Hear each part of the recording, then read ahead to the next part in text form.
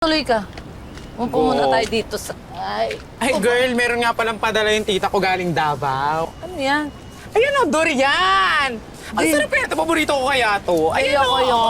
ay, tayo, ang Bebe. sarap. Hilig na. Ayoko, hindi ko paborito yan nung bata ko. Ikaw lang. Yan, masarap to, te. Inusok ako. Ah?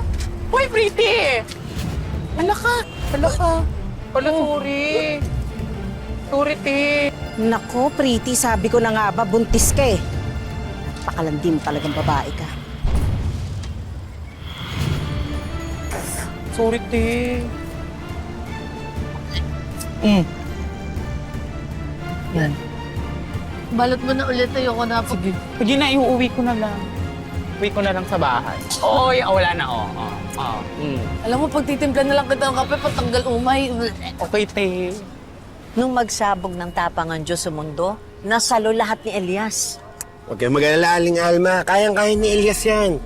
Tsaka isa po, nandun naman po si Paing eh. Eh ano ba kasi nangyari doon kina Joanne? Wala akong sinabi si Elias eh. Pero Aling Alma, mukhang delikado po yung lagay nila. Diyos ko, sana walang masama mangyari sa kanila, lalo na kay Elias. Sige po, tatawagan ko po si Oka.